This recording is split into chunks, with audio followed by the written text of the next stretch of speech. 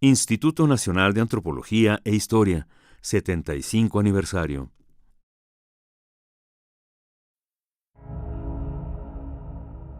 El tiempo deja su rastro también en las instituciones.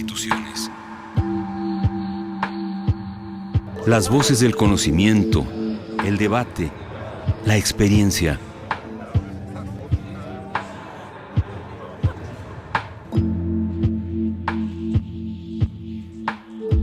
El INA en sus propias palabras. ¿Qué tal, amigos? Muy buenos días. Esto es Radio INA. Un servidor, Juan Stack, les da la más cordial bienvenida. Conaculta y el Instituto Nacional de Antropología e Historia los invitan a acompañarnos en la emisión de este programa, en el que hemos invitado a Verónica Zaragoza. Verónica, bienvenida, gracias por estar aquí. Gracias, buenos días. Y a Diego Gaitán, gracias por estar aquí, Diego, bienvenido. Gracias a ti. Y vamos a platicar con ellos sobre una exposición que tiene por nombre, que se inauguró hace poco en el Tepotzotlán, en el Museo Nacional del Virreinato, una exposición que se llama Oriente en la Nueva España. Hay que decir antes de comenzar la conversación que Verónica Zaragoza, es curadora de la muestra. Ella es maestra en estudios de arte por la Universidad Iberoamericana, es investigadora de tiempo completo en el Museo Nacional del Virreinato y es la coordinadora del proyecto de catalogación del acervo de este museo. Sus principales temas de investigación son la predicación novohispana y la Compañía de Jesús. Por su parte, Diego Gaitán es el jefe del Departamento de Museografía de este museo, del Museo Nacional del Virreinato. Él estudió diseño industrial en la UAM, en el plantel Xochimilco, y trabajó en la Escuela Nacional de Conservación, Restauración y Museografía, en la ENCRIM, en el área de diseño. Dentro del Museo Nacional del Virreinato, ha participado en el diseño museográfico, montaje e itinerancia de exposiciones como Plata Forjando México, Íntima Devoción, Jesuitas, Vida y Expulsión de la Nueva España, así como en la integración y diseño museográfico de la exposición El pecado y las tentaciones en la Nueva España, que obtuvo mención honorífica del Premio Miguel Covarrubias en la categoría de Mejor Trabajo de Diseño e Instalación de Exposición en el año 2012. Pues de nuevo, Diego y Verónica, gracias por estar aquí. Pues vamos a comenzar a hablar sobre esta exposición Oriente en la Nueva España. Y para comenzar, por favor, ¿quién de ustedes quiere comenzar contándonos la historia del origen de esta exposición? ¿Cuál es el objetivo que se persigue con ella? ¿Qué tipo de exposición es? ¿Cómo la organizaron? ¿Qué tipo de piezas la integran? En fin. ¿Diego o Verónica? Primero las dos, ¿verdad? Primero las dos. Como debe ser. Bueno, el origen de esta exposición es una exposición anterior. Hace ya muchos años se montó una exposición dedicada a las colecciones que venían de Oriente, y en esta exposición se exhibían igual marfiles, la colección de Taracea y la colección de porcelana. Pero esta exposición ya llevaba muchos años en el montaje, en el discurso museográfico, etcétera. Entonces ya después de prácticamente 20 años de no haberse movido esta información y esta museografía, se decidió pues a darle una nueva visión, ¿no? Una nueva imagen, revisar los contenidos de esta exposición con las mismas colecciones. Las colecciones que se presentan en esta exposición pertenecen al museo, pero había que darles como una nueva cara, un nuevo aire. Entonces lo que se plantea es que a partir de estas colecciones, la de marfil, la de Taracea, la de porcelana y una más, la de enconchados, se montara esta exposición. ¿Es una exposición temporal o permanente? Es una exposición. Es permanente. Sí, porque la exposición pasada también era una exposición permanente. Entonces, pero bueno, había que cambiar título, discursos, claro. ¿no? Ya ahorita nos contará Diego sobre la imagen, el diseño museográfico, el color, pero fue básicamente, es una reestructuración de una exposición permanente, y ahora con este nuevo título, Oriente en Nueva España, ¿no? Que el origen de esta relación obviamente es primero comercial. ¿Nos podrían platicar un poco sobre la historia del comercio de Oriente con la Nueva España? Diego, Verónica. Bueno, la relación de Oriente y Nueva España es muy amplia, se puede ver desde muchas perspectivas, como comentaba, comercial, artística, etcétera. Una de los énfasis que se quiere hacer en esta exposición es justo conocer esa relación, pero a nivel artístico. Ese es el enfoque que le estamos dando a la exposición, más allá del comercio, que es muy importante, ¿no? Que de otro modo no podría haber sucedido, porque son piezas que vienen de en la nao de China, en esta embarcación que salía cada año, cada año o 2 veces al año, dependía de las condiciones del clima, etcétera, del puerto de Acapulco, y llegaba al puerto de Manila, y en el puerto de Manila los comerciantes compraban todo lo que tenían que comprar y regresaban. Pero no hemos querido darle énfasis en esa parte de la exposición, sino que vean los objetos, porque precisamente la exposición se arma a partir de nuestras colecciones, ¿no? A partir de que tenemos una colección de marfil, de porcelana, de enconchados y de taraceas. Entonces, a partir de ver esas piezas, decimos, ¿qué podemos decir con estas piezas? Por eso digo, en la exposición, claro que se presenta un mapa, ¿no? De donde se ven las rutas comerciales, se hace en la cédula introductoria y una pequeña referencia también a la presencia de los holandeses, los portugueses y los españoles en Oriente, al viaje que hace Legazpi y cómo Fray Andrés de Urdaneta encuentra el tornaviaje. Digamos, esos son puntos de referencia, pero lo que nos interesa son esos intercambios artísticos. O sea, la emoción de los viajes y que si tardaban 6 o 7 meses. Sí, eso no lo abordamos. Vamos, es muy importante, claro. Y hay una bibliografía muy amplia y seguramente habrán otras exposiciones y libros que hablen al respecto, pero en este caso nos concentramos en nuestras piezas. Cuando leía las notas sobre la exposición me llamó mucho la atención este tema de el Oriente. ¿Qué es Oriente para la Nueva España? O sea, no es nada más un punto cardinal, sino como que es algo mucho más amplio de lo que imaginamos. Exactamente, por eso en parte la idea, el concepto de la exposición se resume en el título Oriente en Nueva España. Oriente, lo que queremos decir en esta exposición es que es muy amplio, ¿o no? Está Medio Oriente, está toda la parte de la India, China, Japón, pero también están los países árabes, es decir, es muy grande. Oriente. Todo es Oriente, exactamente. Sin embargo, en el periodo virreinal, estamos hablando de los siglos XVI al XVIII, se conocía como la China. Parecía que todos los productos, como ahora, todo viene de China, ¿no? Todo es chino. Si se leen los inventarios de aquella época, cuando se están haciendo los inventarios de los bienes de estas casas, se dice, y tiene una,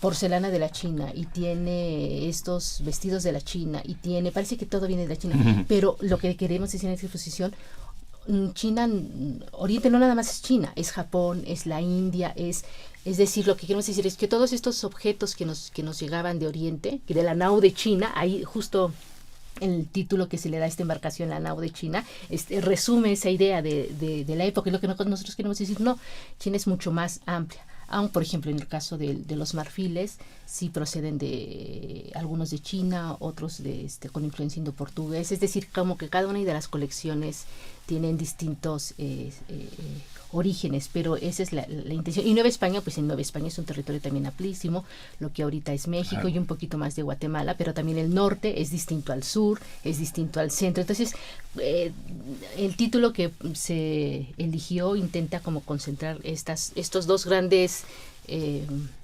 territorios amplísimos, diversos, en cultura, en religión, en creencias, etcétera, englobarlo en este título.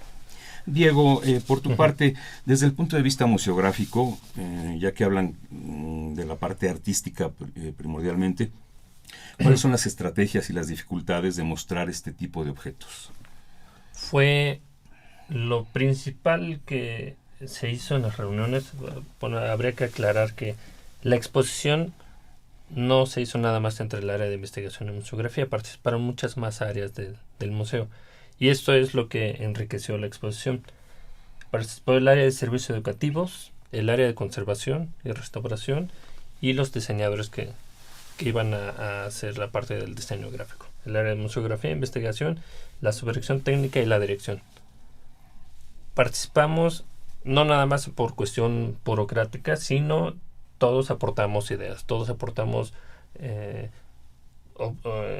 opiniones en el color, opiniones en el texto que nos daba Verónica, el área de servicios educativos proponía una manera de presentar las piezas y todos le debatíamos, y creo que eso fue lo que hizo que todos estuviéramos como muy, muy contentos con el resultado de la exposición.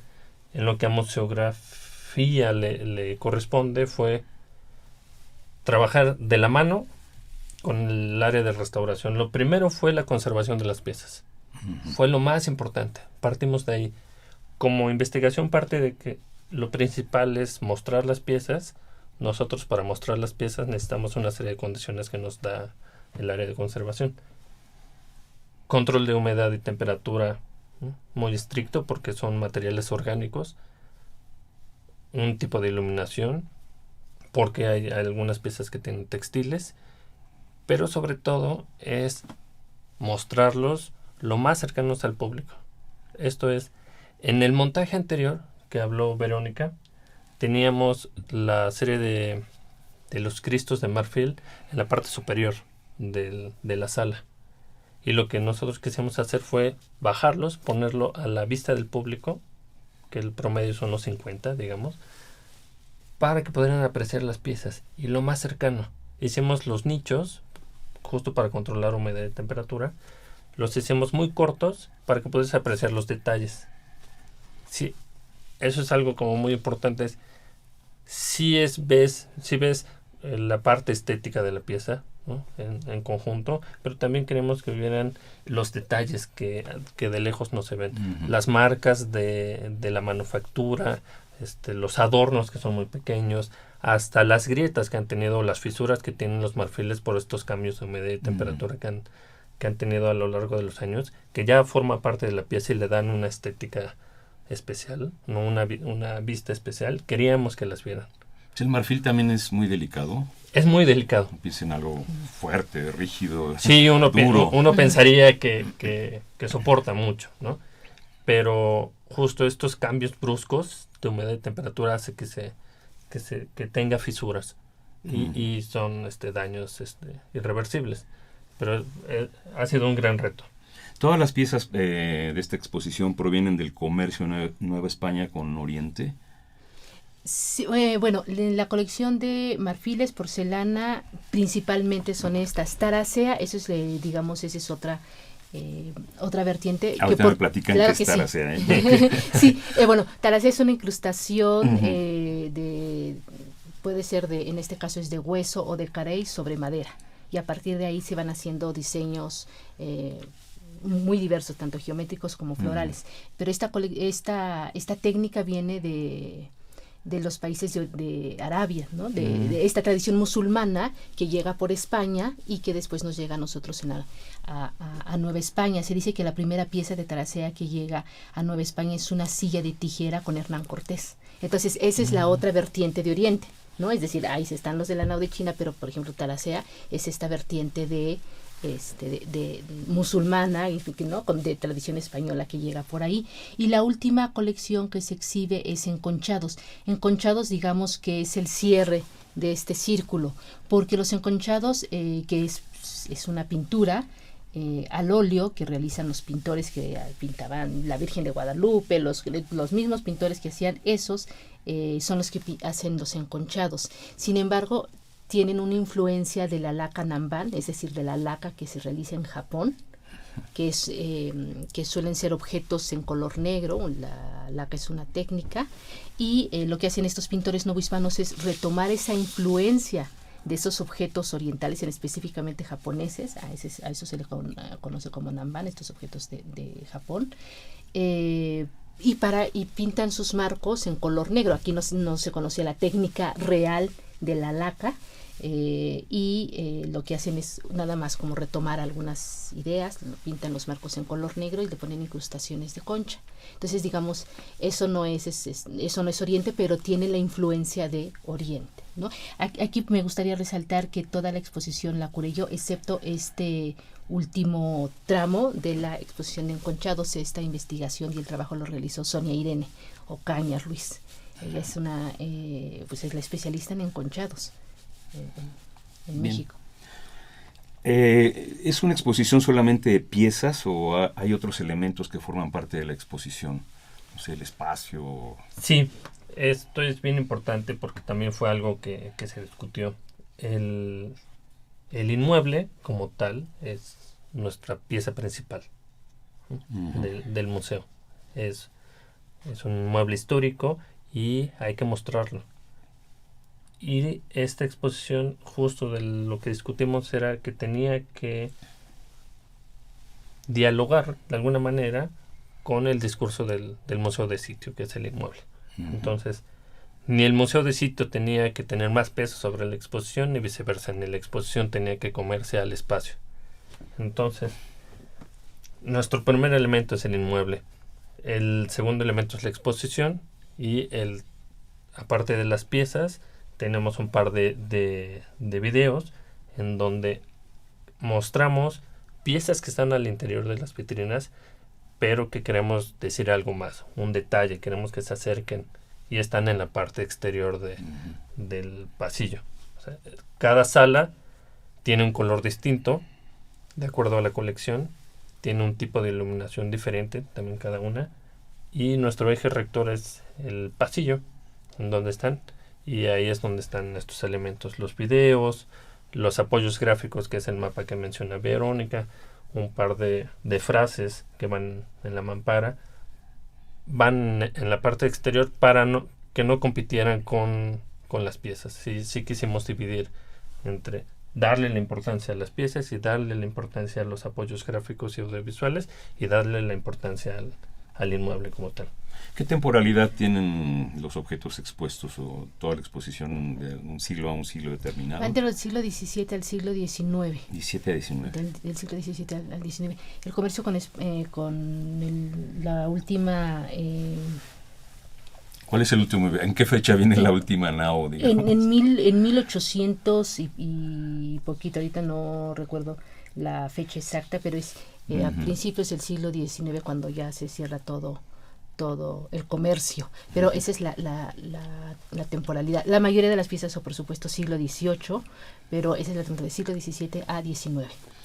Para nosotros los profanos, siempre nos llama la atención la palabra curaduría. ¿Cómo se puede definir una curaduría? ¿Qué es un curador? ¿Qué hace? ¿Cuál es la labor? Mi labor en esta exposición, y es el trabajo que realizamos los investigadores en el museo, es decir, pues es plantear una idea, ¿no? ¿Qué queremos decir con estas piezas? ¿Qué discurso podemos decir con estas piezas? Y entonces, a partir de los objetos, que en este caso es muy importante, una exposición no se puede armar se puede armar a partir de una idea y buscar objetos, pero en este caso específico los objetos ya los teníamos y teníamos que darle un discurso, ¿no? Es casi como mostrar una película, hay que hacer el guión, ¿no? Hasta el mismo título tiene que hacer el guión, hay que es como contar una historia, ¿no? Como contar una historia. Entonces, a partir de los objetos que teníamos ya ahí que es colección permanente del museo, había que contar una historia. ¿Y qué historia queríamos contar en esta exposición? Que se vieran esas influencias artísticas, que se vieran esas influencias de los mismos artistas, artesanos, cómo se influyen mutuamente artistas de Occidente en Oriente, porque hay que tomar en cuenta, ahorita vemos esos objetos y decimos, eso era China, o eso era Oriente, o eso era, pero no es cierto. Como ahorita, por ejemplo, vamos a que es lo que platicábamos en estas reuniones, ahorita vamos a tiendas de chinos, ¿no? Y vemos todas estas figuritas rojas, estos dragones, y eso es China. China es más que eso. Claro. Eso es como algo, apenas un extracto. Y es lo mismo que sucede con estas piezas. ¿Por qué digo esto? Porque nosotros creemos que todos esos objetos que venían de Oriente en la nao de China era lo que era Oriente y lo que era China, y llegaban aquí, nosotros lo comprábamos y decíamos, y se conformaba un gusto por los chinos. Sin embargo, hay que tomar en cuenta que esos objetos habían sido solicitados por occidentales, artistas orientales, y ellos manufacturaban cosas que a nosotros nos creían, que ellos creían que nos iban a gustar. Es decir, eso no es... Por encargo. Era por encargo. Todo eso es obra por encargo. Entonces, ¿qué hacen? Por ejemplo, en el caso de los marfiles, les llevan grabados Les llevan estampas para que vean cómo son los Cristos, o a lo mejor imágenes mismas religiosas, Cristos, niños dioses, imágenes de la Virgen, etcétera. Y dicen, copia esto, pero en marfil. ¿No? Entonces, pues los artistas orientales, que no todos eran chinos, que podían ser chinos, pero también podían ser japoneses que habían viajado a China, o podían ser indios que estaban viviendo en China, o podían ser chinos que viajaban a la India. Es decir, también hay que pensar que Oriente tiene su propia dinámica, su propio intercambio, influencias, religión. O sea, ese es otro mundo, es un mundo también muy complejo y nosotros como que nos enfocamos. Entonces, estos artistas que no sabemos de qué influencias venían, porque comúnmente en el caso de los marfiles, comúnmente no son piezas firmadas, ¿no? Entonces, pues no, como en este caso, sí sabemos que los enconchados es de Miguel González, uno de los artistas que realizaba enconchados o el más destacado, el artista que realizaba enconchados aquí en la Nueva España. Pero esos objetos, por ejemplo, de marfil, ¿no? Entonces se les llevaban los grabados, ellos los tallaban, los interpretaban más o menos, pero por eso de repente vemos algunas cosas que nos saltan. Iconográficamente son correctas, ¿no? El manto, la disposición, porque lo está copiado de los grabados, pero de repente esos ojos rasgados. Es que es imposible, ¿no? Que a este artista decirle algo que no conoce. Entonces se pueden ver, por ejemplo, en los marfiles estos ojos rasgados, estas barbas de los Cristos, ¿no? Claro, eso es muy al inicio, o la postura, por ejemplo, hay unos niños Dios con influencia de Buda, que hay una figura de Buda que está sentado de niño. Entonces esta misma iconografía del Buda sentado con la mano, con la cabeza recargada sobre la mano, esa influencia también aparece de niños Dios así. Entonces, digamos, todos estos elementos orientales se pueden ver en estos objetos. Por eso decimos, vean las piezas. Por eso nuestra intención principal, y le pedimos al público cuando vaya a ver la exposición, vean las piezas. Más allá de leer las cédulas, que solamente son referencias, y pusimos cédulas precisamente muy cortas y muy pocas, para que la gente se acerque y vea las piezas. Por ejemplo, hay una pieza de marfil como de 5 centímetros, un conejito que es un netsuke, que se acerque a verla, que la porcelana se acerque a ver la decoración de las piezas, en los marfiles se acerque a ver el dibujo, el tallado de las piezas. ¿Qué es un netsuke, perdón? Es un pequeño objeto que se utilizaba en Oriente. No existía la idea del ojal y el botón. Entonces este pequeño objeto lo amarraban los hombres a la cintura y servía para amarrar. Es un pequeño objeto, no sabía cómo describirlo, redondo, es una pieza redonda y de marfil, pero está decorada con un conejito, y se amarraba a la cintura para cargar alguna bolsa, algo. Sirve un poco como sirve de un objeto como cinturón. No existe ahí no existía la hebilla como tal, pero este objeto era como que hacía el peso. Entonces pensemos que es como el inicio de algo largo, y lo amarra y es como el peso. ¿Hay lupas para ver estas piezas? No hay. Esta es una de las piezas más pequeñas, que debe de medir como 5 centímetros. 5 por 4 centímetros. Pero como comentaba Diego, para eso está el video. Este objetito de 5 centímetros, en la pantalla se ve a 40, 50 centímetros, ¿no? Que esa es otra de las intenciones del video, que como son piezas muy pequeñas, por ejemplo, hay platitos de 10 centímetros, 15 centímetros, y en el video se alcanza a ver el detalle mínimo. Esa es una de las cosas más bonitas que podemos ver en esta exposición, el detalle, la delicadeza del trabajo realizado. En verdad es los objetos de porcelana, las caritas que pueden medir 1 centímetro, centímetro y medio, tienen ojitos bien pintados. Por eso les decimos, acérquense a las piezas y véanlas. En cuanto al marfil, siempre se habla mucho del marfil. ¿Cuál fue la importancia del marfil? ¿Qué tipo de objetos artísticos o religiosos se fabricaban con este material y que se traían desde Oriente a la Nueva España? Diego, Verónica. Verónica es la especialista. Bueno, ahora, el marfil es hueso, hueso que proviene de los colmillos del elefante, y de procedencia originalmente es la India y África, y para Oriente específicamente tiene un valor muy alto. Por eso no es raro que se hagan objetos religiosos, en este caso que se hayan mandado a hacer objetos religiosos en marfil, porque es un material muy preciado. Para Oriente, el material de mayor valor es el jade, y después después vendría el marfil, ¿no? Pero es un material muy preciado, por eso se mandan a hacer objetos religiosos en este material. El marfil y el hueso no son lo mismo. Eso Xochipilli, la restauradora, lo podría defender mejor, pero es una material ósea. Pero no es hueso. No, exactamente, no. Nosotros sí diferenciamos, y bueno, la restauradora sí diferencia claramente si es una pieza de marfil o de hueso.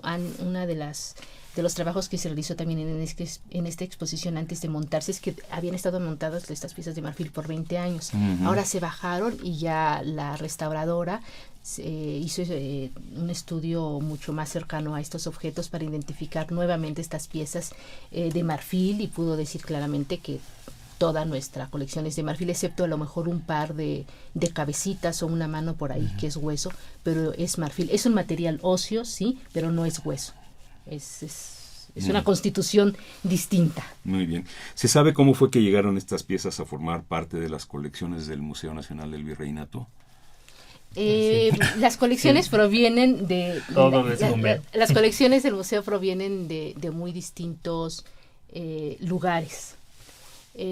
Cuando se abre el museo, bueno, hay que decir que antiguamente lo que ahora conocemos como museo era el colegio jesuita, colegio y noviciado jesuita de la provincia mexicana, ¿no? Que llegan en el siglo XVI y los expulsan en 1767. Uh-huh. Una vez que los expulsan, este edificio tiene una larga historia de ocupación y de abandono, hasta llegar a 1963, cuando se decide hacer museo este edificio.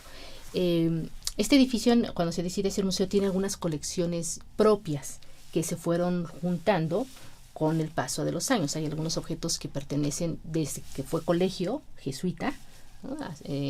Y después se fueron juntando algunos otros objetos. Entonces, cuando se abre, digamos, tiene un fondo de origen, ¿no? Podríamos decir eso, y después, por parte del instituto, empiezan a llegar colecciones de muy diversos lugares, del Museo de Antropología, del Museo Nacional de Historia, de lo que era el Museo de Arte Religioso, etcétera, de muy distintos lugares empiezan a llegar. Entonces, especialmente la colección de marfil, de porcelana y de taracea llegan del Museo de Arte Religioso, de lo que es el Museo Nacional de Historia, Castillo de Chapultepec, principalmente están llegando de ahí, y de algunos otros lugares que desconocemos, es decir, desconocemos cómo llegan al INA, y el INA ya los pasa al museo. Diego, mencionabas hace rato la dificultad de trabajar con de conservar los materiales orgánicos. ¿Podrías platicarnos sobre la porcelana, que no es orgánica? O sea, ¿qué cuidados necesita dentro de una colección museográfica? En este caso es las piezas más delicadas para manipulación, son porcelanas. Para cuestión de conservación de humedad y temperatura son las que de nuestra colección, de la exposición, las que más resisten. En este caso lo que se buscó fue, bueno, igual que todas las piezas, que el montaje no dañara la pieza si hubiera algún movimiento o no. Justo cuando estábamos en montaje el año pasado nos tocó 2 temblores que llegaron hasta Tepotzotlán. Entonces, para que un temblor se sienta a esa distancia, es que en la Ciudad de México se sintió muy fuerte. Entonces fue como un recordatorio estos 2 temblores. Puede darse, ¿no?, el caso. Platicando con la restauradora, decíamos que necesitábamos diseñar la exposición y el montaje para los extremos. Para el qué tal si hay, ¿no? ¿Qué tal si llega un niño y le pega? ¿Qué tal, es más, hasta pensamos qué tal si alguien llega y le da una cubetada de agua a la vitrina, ¿no? Uh-huh. O sea, porque estamos pensando en situaciones extremas para que las situaciones más fáciles, ¿no?, o sean como se cubran de facto. Entonces, en la colección de porcelanas fue en superficies sólidas, bien estables, que las mamparas estuvieran sólidas. Probamos muchas veces. Hacíamos las estructuras y, bueno, sin piezas, llegaba y la pateaba, ¿no? Llegaba y pateaba. Pues es que me acuerdo que es como cuando iba en la universidad, había una prueba, tenías que hacer una estructura y hacías una estructura con cartón. Y la prueba era, se subía el maestro a la estructura, si se rompía reprobaba, si lo aguantaba pasabas, o sea, con 10 no había de dónde. Entonces aquí hacíamos lo mismo, armábamos la estructura sin porcelana, sin porcelana, sin la pieza. Llegábamos y le pegábamos y veíamos que se movía. O sea, primero hacíamos todo un estudio, ¿no? Claro. Hicimos todas las estructuras en L para que fuera autosoportable. Y aquí hay algo. La conservación no nada más fue hacia las piezas, sino hacia el inmueble. Esto es, hicimos las mamparas exentas de los muros. No nos fijamos a los muros. Que esto es bien, bien importante, porque aunque no lo ves, no taqueteamos no le metemos un taquete al muro. Vamos a meter un taladro. Que es muy... Es un edificio histórico, es un edificio histórico. Muy común, pasa mucho más de lo que uno cree. Y es la solución más fácil, ¿no? Es la solución más fácil. Voy a poner aquí una mampara, pues, pongo un taquetilla, ¿no? Un taquete expansivo. Pero por congruencia, por la cuestión de la conservación, hicimos todas las mamparas para que fueran autosoportables. Sí nos fijamos al muro, pero en donde ya había rezanes con cemento, ¿no? Sí fuimos con la restauradora y estuvimos haciendo calas en todo el muro, y en donde había un boquete ya del montaje anterior con cemento, ahí podíamos fijarnos. Entonces, a partir de ahí sacábamos la estructura. Qué difícil. Fue muy difícil, sí. Pero fue muy divertido. O sea, sí llegábamos y pateábamos, veíamos si el taquete de cemento aguantaba o no. Hicimos muchas cosas. Todo para que cuando llegáramos y colocáramos la pieza, sea así, solo llegar, ponías la pieza, cerrabas vitrina y ya. Y me gustaría destacar que además en todo este montaje que yo no participo, yo solamente veo cómo trabajan de lejos. Debo decir que Diego como jefe de museografía, pero todo su equipo fue quien realizó todo esto. O sea, ellos son los que conocen, miden, construyen desde el último, desde la cédula más sencilla hasta este mueble que va a soportar el objeto. Es decir, en el museo se construye todo. Es un equipo estupendo de museógrafos. Hay algo que nuestro equipo de museografía, bueno, todas las áreas, el repositorio de colecciones, el área de restauración y museografía, trabajamos como un equipo, trabajamos todos juntos, y algo en particular es que le tienen un cariño especial al museo. La mayoría son oriundos de Tepotzotlán, entonces tienen una historia personal con el inmueble desde que son niños, ¿no? Es suyo. Es suyo, es del pueblo. Luego llegó y se hizo museo, pero muchos de ellos tomaron misa en el templo de San Francisco Javier cuando eran niños. Claro. Entonces les toca este cambio, entonces tienen como un aprecio muy especial hacia el inmueble. Entonces por eso es que cuando ponemos el requisito de que no había que fijarse el muro, sí gruñeron un poco, ¿no? Porque sí dijeron va a ser muy difícil, pero por este aprecio hacia el inmueble, ¿no? Lo toman como de muy buena gana y le echaron muchas ganas a todos, ¿no? Bien, amigos, les recordamos que estamos aquí en Radio INA, transmitiendo desde la Colonia Roma de la Ciudad de México para todo el planeta a través de la internet. Nuestro sitio es www.radio.ina.gov.mx. Estamos platicando con Verónica Zaragoza y con Diego Gaitán sobre una exposición que se acaba de inaugurar hace unas 2-3 semanas. Fue en la primera semana de diciembre. Ya, en el Museo Nacional del Virreinato, que lo conocen más como el ex convento de Tepotzotlán, que se llama Oriente en la Nueva España. Hablando del intercambio, al revés, se fabricaba porcelana aquí en la Nueva España, influida, digamos, por las técnicas chinas. No. En aquel tiempo China era dueña y señora de la técnica, manufactura y el secreto absoluto de la porcelana. Ya con el paso del tiempo, en el siglo XVII, ya empezaron en Europa a empezar a buscar cuál era el secreto de la porcelana, que en el caso de China es el kaolin. El kaolin es una mezcla de arcilla junto con otros materiales pétreos. Lo que constituye la porcelana. Y una de las características de la porcelana es que ya se cose a muy altas temperaturas y adquiere esta característica de dureza y de transparencia. Blancura también. Exactamente, eso es la que la hace ver. La porcelana es como una cosa muy preciada. Para Oriente, ya después en Europa, en el siglo XVII y XVIII empezaron también a investigar por sí mismas de que cómo hacen estos señores la porcelana, y sustituyeron algunas cosas, y para el siglo XVIII ya en Europa se está realizando porcelana, ¿no?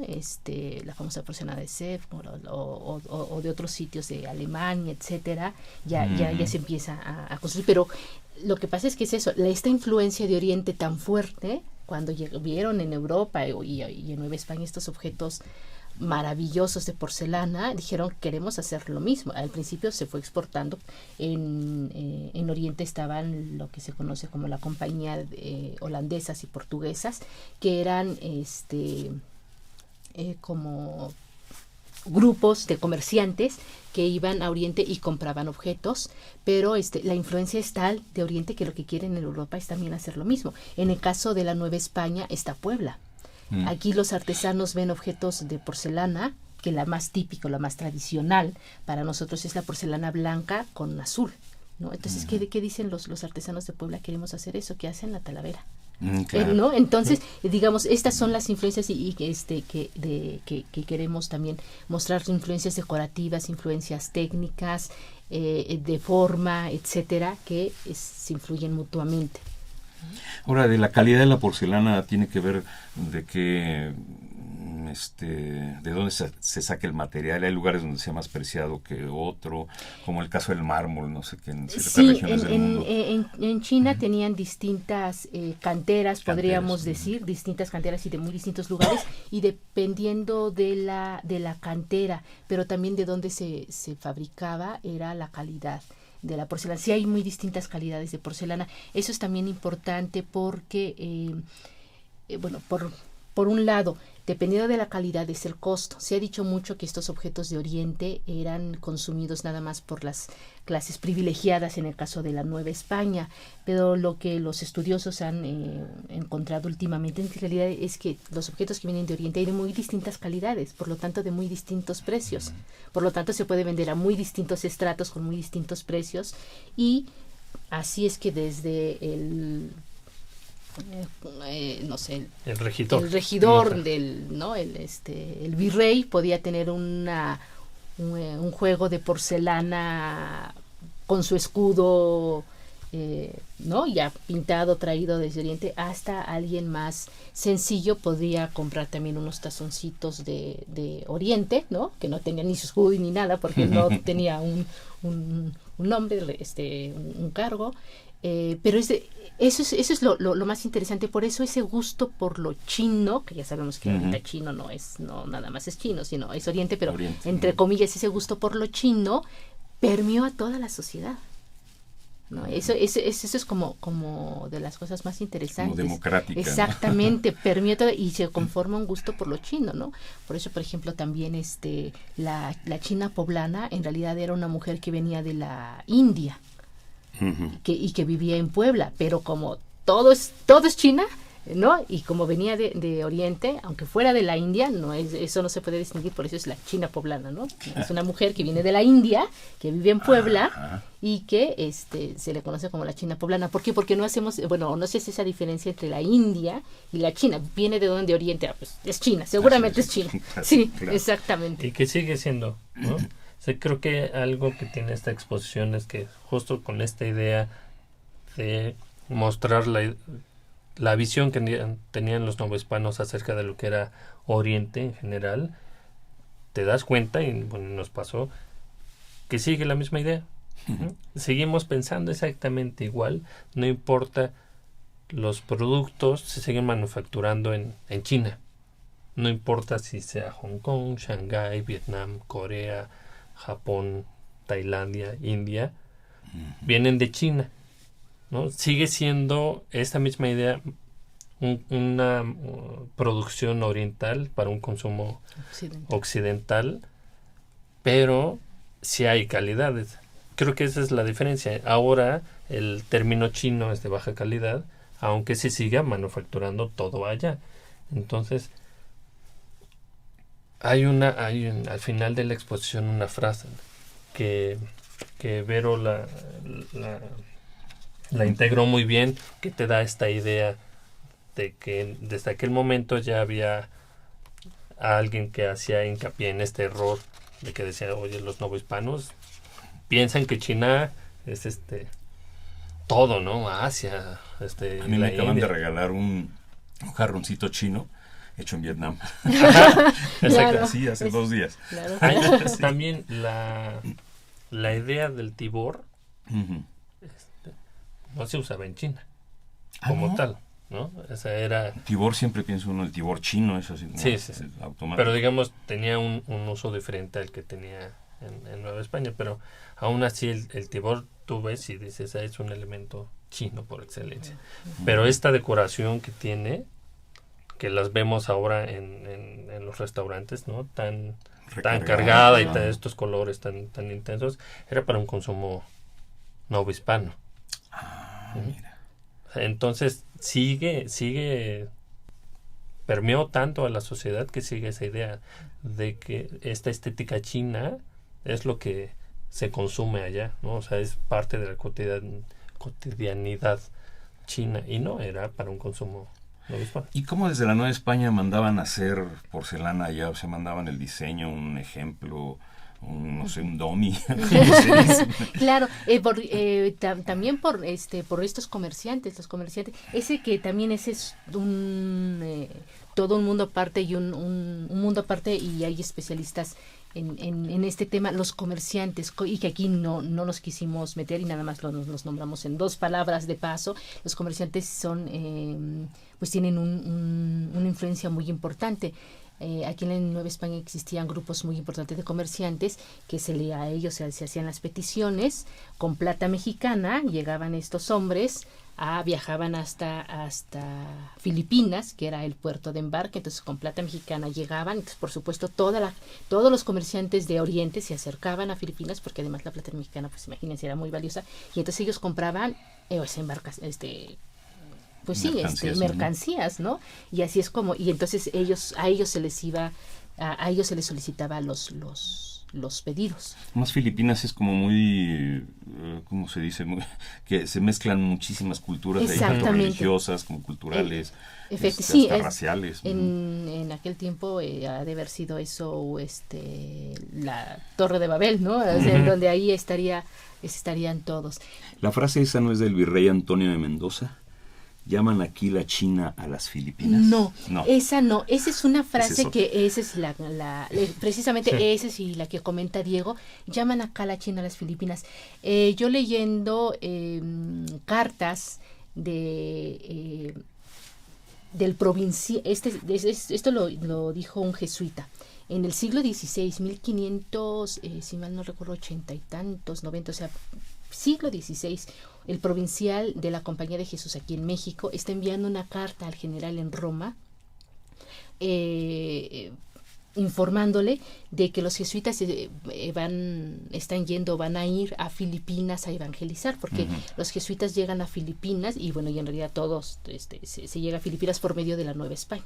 Entonces primero llegan los jesuitas a la Nueva España y después deciden ir a evangelizar a Filipinas, y también se suben en estas embarcaciones y llegan allá. Pero entonces él, con esa claridad, en el siglo XVI, le está informando al general, a su superior, aquí están mal. Roma, sí. Aquí están mal. Llaman acá, la isla que es la Nueva España, la China a las Filipinas. ¿Qué le está diciendo?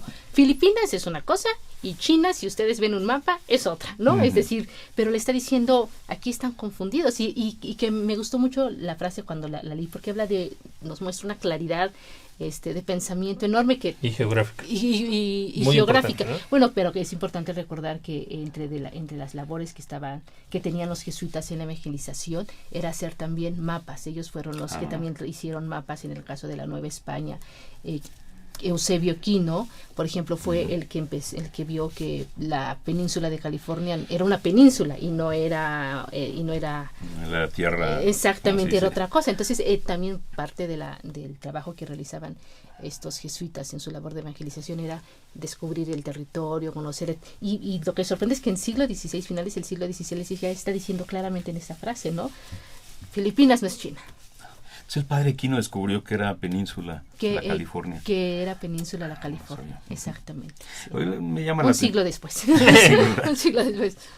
El chocolate y la porcelana. Dentro de las piezas de porcelana que se exhiben llama la atención que tienen que ver con el consumo del chocolate, pero las mancerinas, las albillas.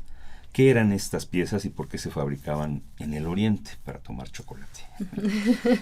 Pues eran pedidos de personas adineradas, donde en lugar de tomar chocolate en recipientes de barro o de cerámica, pues, las mandaban ¿no? a pedir de porcelana. Estos dos objetos son muy interesantes porque son diseños que se construyen especialmente para beber chocolate. La diferencia de una mancerina con una salvilla es que, nuestro auditorio se imagine un plato con un vaso pegado, ¿no? Al centro. Es más o menos esa la idea. Entonces, una mancerina es un plato con un vaso pegado al centro, más o menos, y ahí se va a poner otro vaso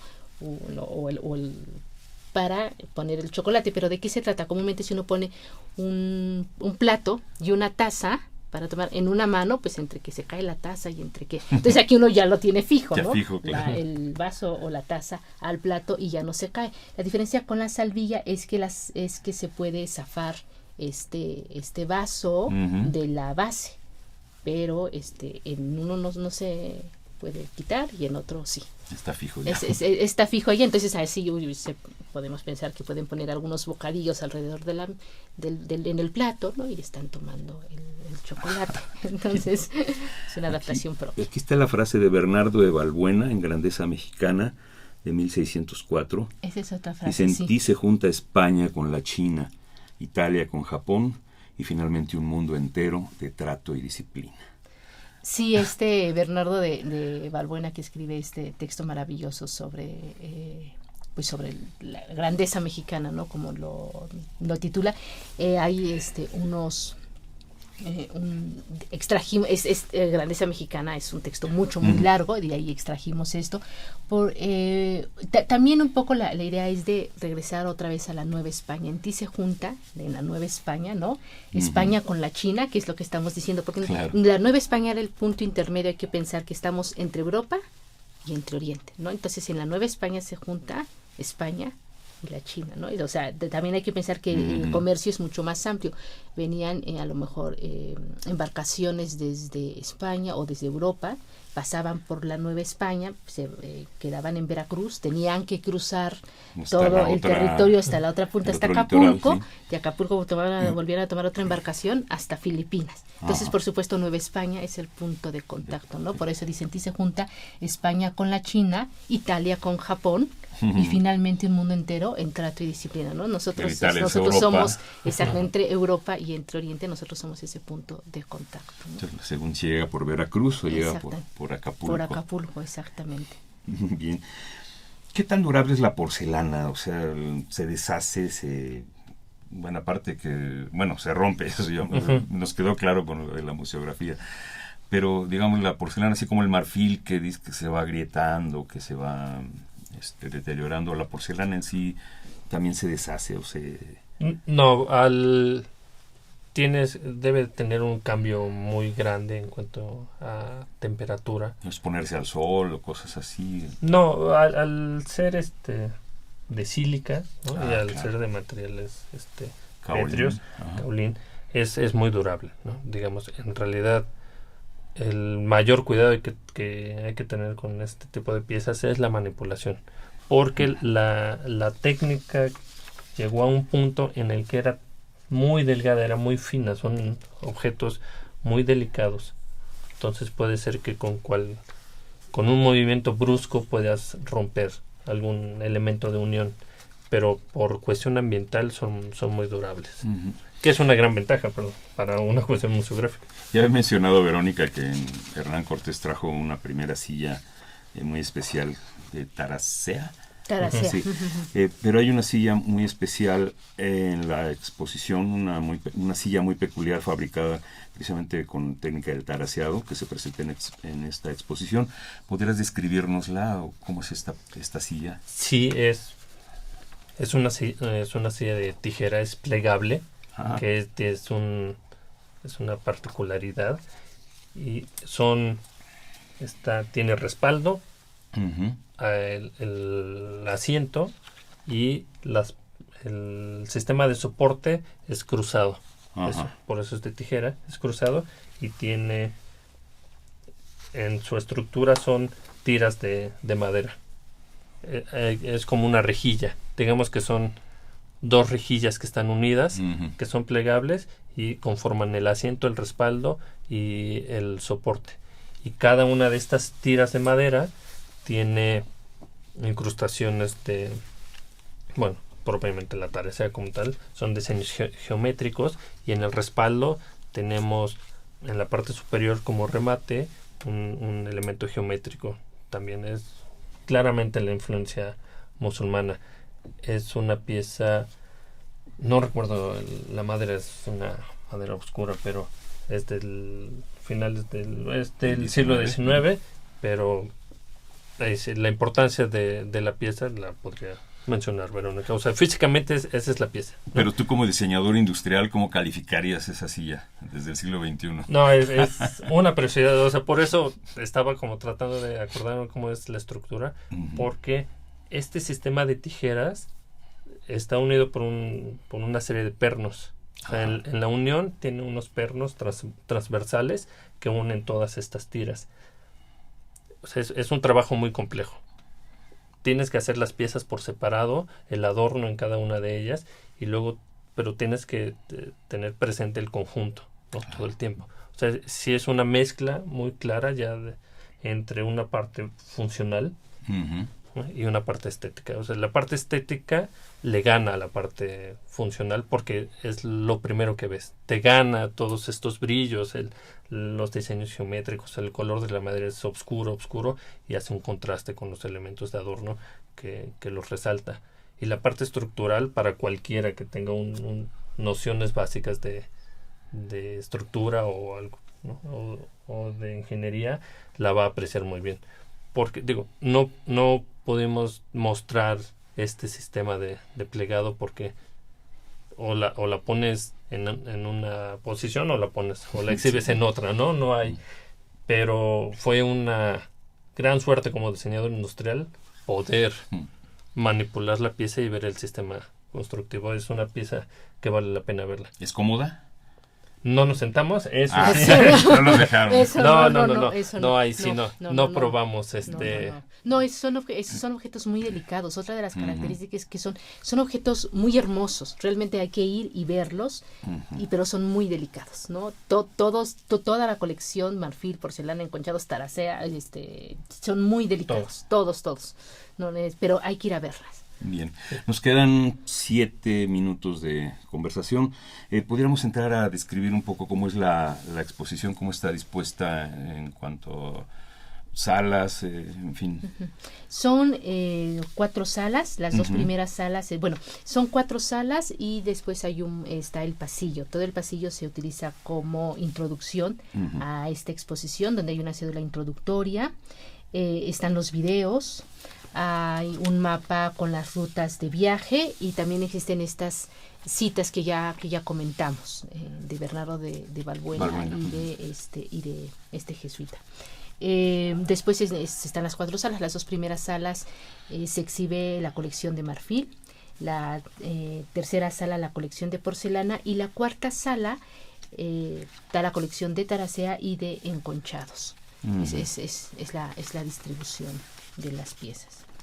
Bien. Algo que el público visitante, ¿no?, esté en el museo, es la disposición de los objetos está determinada por conjuntos, ¿no?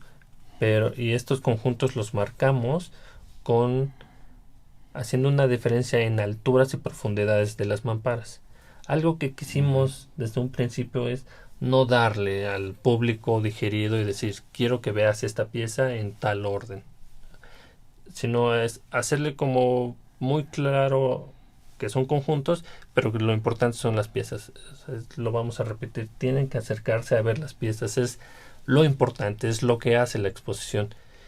Y hicimos una diferencia en cuestión de iluminación. Al interior de vitrinas es una luz cálida y el inmueble es una luz fría, también para que aprecien el espacio. Dejamos libres las ventanas que estaban tapadas, puedes ver cómo era el espacio. Y algo importante es que las 4 salas cuentan con una pintura mural que salió cuando estábamos haciendo la reestructuración de las salas. Entonces, esa pintura mural también es muy importante que se acerquen a verla porque es parte del inmueble. No forma parte de la exposición de Oriente Nueva España, pero forma parte del inmueble. Entonces, justo queremos que vean estos 2 detalles. Las piezas de la colección, el inmueble y la pintura mural. ¿Y si ha funcionado? O sea, ¿qué respuesta ha habido por parte del público en estas 3 semanas que tienen? 2 semanas. El área de custodia es en domingos, es cuando justo es mayor afluencia. La han recibido muy bien la exposición. Lo que más aplauden todos es eso, que pueden ver las piezas, que antes no podían. Estaban muy lejanas, no veías los detalles.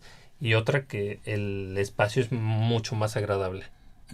Y estas pinturas murales no se habían expuesto nunca, ¿no?, al público. Entonces tenemos muy poca pintura mural expuesta en el museo, y que son imágenes marianas, le dan como un plus a la exposición porque es la primera vez que sale. Pregunta para los dos, ¿cuáles son sus piezas favoritas de esta exposición? La colección de enconchados. A la colección completa. No, son 6 piezas. Son 6 piezas. Son 6 piezas. Por eso una sala comparte 2 colecciones, taraceas y enconchados. Tenemos una colección un poco más amplia de taraceas, pero se hizo una selección de las mejores piezas, tanto estéticamente como de conservación, ¿no? Para que no se exhiban las piezas, que esas tienen que entrar al taller de restauración. Las mejores piezas de taraceas y de enconchados, pero la colección de enconchados son 6 piezas y son extraordinarias porque tampoco habían salido. Se ha venido al taller de restauración en la Coordinación Nacional de Conservación del Patrimonio Cultural, pero se tardaron como 30 años. Entonces nos las acaban de regresar y ahora se exhiben. Son 6 de una serie. Lo que se representa originalmente eran 12 tablas, y lo que representa es una alegoría del credo, esta oración. Entonces cada una de las tablas está dedicada a un santo, a un apóstol, porque en la época medieval se difundió la idea de que los 12 apóstoles eran los que habían creado el credo, ¿no? Entonces a cada apóstol se le da una parte de la oración, y lo que representa cada una de estas pinturas es esa parte y de la oración, ¿no? También los enconchados se conservan en un estado increíble después de haber pasado por la Coordinación de Restauración. En México hay algunas colecciones que tienen enconchados, pero este es el Museo Franz Mayer u otras colecciones, pero aquí en el museo podemos ver estas 6 piezas magníficas. Entonces, por mi parte, los enconchados. Y muy rápidamente es una Sagrada Familia que está en la primera sala, y espero que todo el público la vea. Tiene la Virgen y San José, miden como 90 centímetros y tienen la forma todavía del marfil, ¿no? Del colmillo, ¿no? Esta forma curva. Y entonces al centro falta una pieza que es el niño Jesús. Los 2 le están dando la mano, pero museográficamente lo que hicimos fue poner el perfil de la figura que nos faltaba, que tenemos la referencia en una foto de cuando estuvo en el Museo de Arte Religioso. Pero entonces es muy bonita esta pieza porque la Sagrada Familia aprovecha la curva del material y le da esta unidad, ¿no? Las dos figuras protegen al niño Jesús. Es una pieza muy bonita. Sí, esta curvatura. O sea, aparte de la talla y el decorado que son preciosos, esta idea, este concepto de protección aprovechando esta curva, no sé si fue intencional o no, pero es muy bonita esa pieza. Bueno, esas dos piezas. Sí, ya lo mencionamos al principio, pero hay que insistir para la gente que nos está escuchando que esta exposición no es temporal, es una exposición permanente. Sí, es el nuevo discurso, como tú decías al principio de la conversación. Desde la planeación, la investigación y la propuesta museográfica, ¿qué ha representado para ustedes el trabajo de esta muestra? Bueno, creo que ha sido un gran equipo, un gran trabajo en equipo, un reto volver a decir algo más sobre este tema que ha sido también muy trabajado por otros estudiosos, decir algo distinto sobre nuestras colecciones, pero también un placer enorme mostrar estas piezas y decirle al público, vengan a verlas. Sí, simplemente. Pues bien, muchas gracias Verónica Zaragoza y Diego Gaitán por su presencia aquí, por su entusiasmo, por su pasión, por su conversación. Muchas gracias. Le recordamos que el Museo Nacional del Virreinato está en Tepotzotlán, en el Estado de México.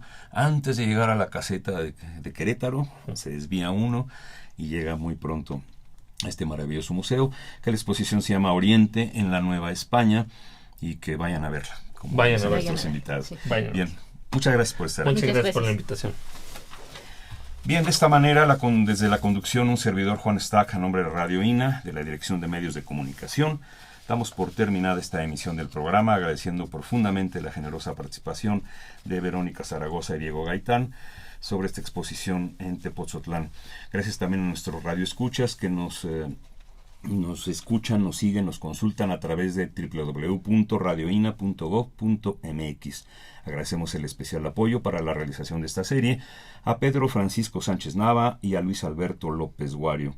Es una producción de la Dirección de Medios de Comunicación a través de Gabriela Marentes y Evanibaldo Morales, la operación técnica de Javier Cortés y Lauro Gaspar, la realización y la investigación Yuriria Contreras. Gracias, hasta la próxima. Buenas tardes.